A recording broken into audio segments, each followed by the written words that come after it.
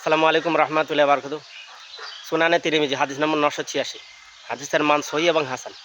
হযরত হুযায়ফা রাদিয়াল্লাহু আনহু থেকে বর্ণিত, তিনি বর্ণনা করেন যে আমার মৃত্যু হলে তোমরা সংবাদ প্রচার করবে না, কারণ আমার ভয় হয়।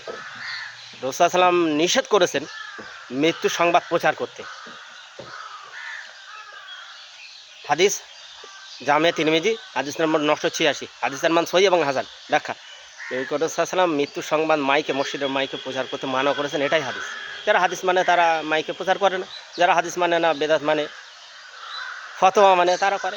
অবশ্যই নবী সাল্লাল্লাহু যেটা বলেন সেটাই। আর রাসূল সাল্লাল্লাহু আলাইহি ওয়াসাল্লামের সাহাবীরা নিষেধ করেছেন, রাসূল সাল্লাল্লাহু আলাইহি ওয়াসাল্লাম নিষেধ করেছেন। রাসূল সাল্লাল্লাহু আলাইহি ওয়াসাল্লামের হাদিসে নিষেধ আছে মৃত্যু সংবাদ মসজিদের মাইকে প্রচার করা হারাম, হারাম, হারাম, নিষেধ। রাসূল সাল্লাল্লাহু আলাইহি ওয়াসাল্লাম বলেছেন, দুটো বৎসভাব আমার উম্মতে থাকবে, একটা মৃতের জন্য চিৎকার করা, আর দ্বিতীয়টা বংশের বর্ণনা। আমি চ্যাটার্জি, ব্যানার্জি, আমি শেখ সৈয়দ, মোগল পাঠান ইত্যাদি। আর মৃতের জন্য বিলাপ করে কাঁদা। ওই মহিলা সে যদি তওবা করে না মরে, সে জাহান্নামে, অর্থাৎ তার পেটে জাহান্নামের আগুন টকবক করে ফুটবে। অবশ্যই মৃতের জন্য চিল্লানো এগুলো হারাম। কাঁদার কোনো দলিল মানা নেই, কিন্তু চিৎকার করার দলিল অনেক মানা আছে, হাদিসে আছে। রাসূল সাল্লাল্লাহু আলাইহি ওয়াসাল্লাম ওই জন্য চিৎকার করা, মাইকে ওটা চিৎকার করা, চিল্লানো। মেসেজ দিয়ে দেবেন, ফোনে মেসেজ দেবেন, বা ফোন করে বলে দেবেন।